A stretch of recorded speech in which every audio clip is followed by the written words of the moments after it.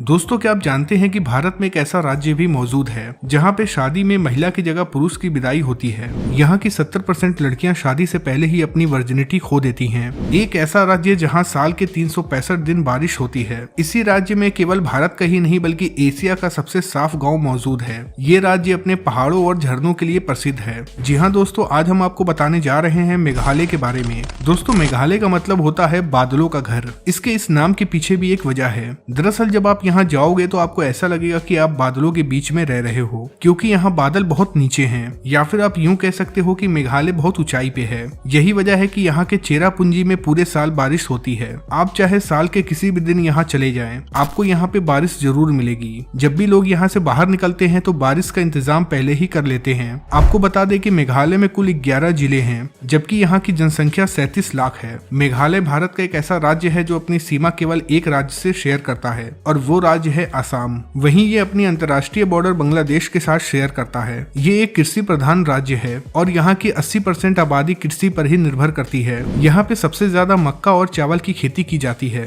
ये तो हम सभी जानते हैं कि चावल की खेती के लिए बारिश बहुत जरूरी होती है, और मेघालय में बहुत ज्यादा बारिश होती है, इसीलिए यहाँ चावल बहुत ही आसानी से पैदा हो जाता है, और यहाँ के चावल की क्वालिटी भी काफी अच्छी होती है। इसके अलावा मेघालय में सुपारी का उत्पादन भी बहुत ज्यादा होता है। इन सब के अलावा यहाँ टूरिस्ट भी बहुत ज्यादा आते हैं, जिससे कि यहाँ के जीडीपी में बहुत फायदा होता है। और ऐसा हो भी क्यों ना, क्योंकि ये राज्य है ही इतना खूबसूरत, इसीलिए तो हर साल यहाँ घूमने के लिए लाखों लोग आते हैं। वैसे तो पूरे साल ही यहाँ का मौसम सुहावना रहता है, लेकिन बरसात में ये राज्य जन्नत बन जाता है। मेघालय में चारों तरफ आपको हरियाली ही हरियाली नजर आएगी। यहाँ आने के बाद आपको ऐसा लगेगा कि आप प्रकृति के गोद में आ गए हो। यहाँ की हवा में ताजगी का एक अलग ही एहसास होगा। यही वजह है कि इसे स्कॉटलैंड ऑफ ईस्ट भी कहा जाता है। अगर मेघालय को स्कॉटलैंड के साथ जोड़ा जा रहा है तो आप समझ सकते हैं कि ये राज्य कितना खूबसूरत होगा। यहाँ के 70% हिस्सा ऐसा है जहाँ जंगल ही जंगल मौजूद है। यही वजह है कि यहाँ पे ज्यादातर लोग आदिवासी हैं। वैसे तो मेघालय में सबसे ज्यादा ईसाई धर्म के लोग रहते हैं, लेकिन आज से कुछ साल पहले यहाँ के ज्यादातर लोग बौद्ध धर्म को मानते थे।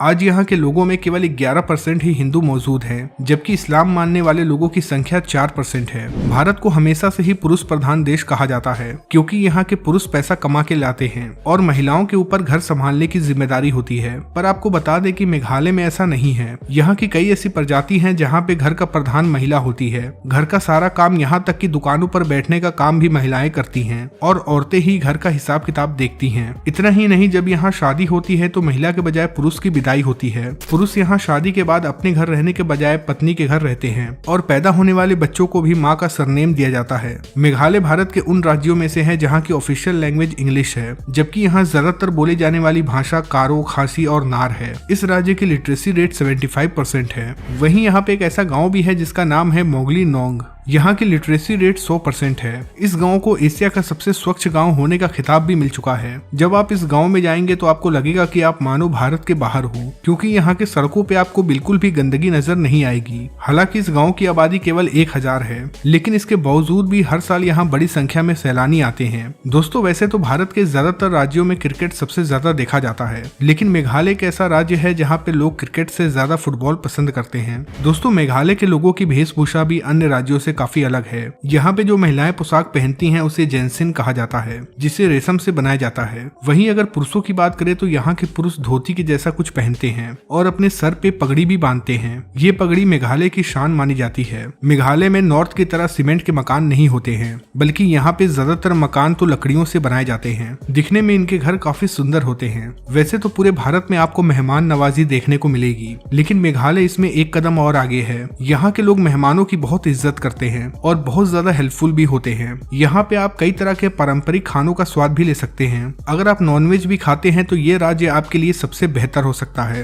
क्योंकि यहाँ के ज्यादातर लोग नॉनवेज खाते हैं। यहाँ के ज्यादातर लोग सुअर और मुर्गियों को पालते हैं और उनके मांस को खाते हैं। साथ ही साथ यहाँ के लोग मछलियों को भी काफी ज्यादा पसंद करते हैं। मेघालय में आपको भारत का चौथा सबसे ऊंचा वाटरफॉल देखने को मिल सकता है। इस वाटरफॉल का नाम है नो कलिकाई वाटरफॉल, जो तकरीबन 345 मीटर की ऊंचाई से गिरता है। इसके इसके अलावा आपको मेघालय में बहुत सारे झरने देखने को मिल सकते हैं। वैसे दोस्तों भारत की ज्यादातर नदियां तो पॉल्यूटेड हो चुकी हैं, लेकिन यहाँ की नदियों में अभी भी पॉल्यूशन बहुत कम है। यहाँ के नदियों के ऊपर जब नाव से सवारी की जाती है तो मानो ऐसा लगता है कि कांच के ऊपर नाव चल रही हो। यहाँ के सबसे सुंदर नदी का नाम डोकी नदी है। यहाँ पे सबसे ज्यादा घूमे जाने वाली जगह है चेरापूंजी। ये शहर अपनी सुंदरता के लिए जानी जाती है। इसके अलावा यहाँ की राजधानी शिलोंग भी घूमने के लिए काफी अच्छी है। यहाँ पे आपको घूमने के लिए कई सारी जगहें मिल जाएंगी। शिलोंग भारत का एक ऐसा हिल स्टेशन है जहाँ पे आप चारों तरफ से जा सकते हैं। शिलोंग को बादलों का निवास स्थान भी कहा जाता है। दोस्तों मेघालय की लड़कियां बहुत सुंदर होती हैं। यहाँ की सबसे खास बात यह है कि यहाँ के लोग अरेंज मैरिज बहुत कम करते हैं। ये लोग ज्यादातर लव मैरिज करते हैं। यहाँ की 70% लड़कियां शादी से पहले ही अपने बॉयफ्रेंड के साथ रह चुकी होती हैं।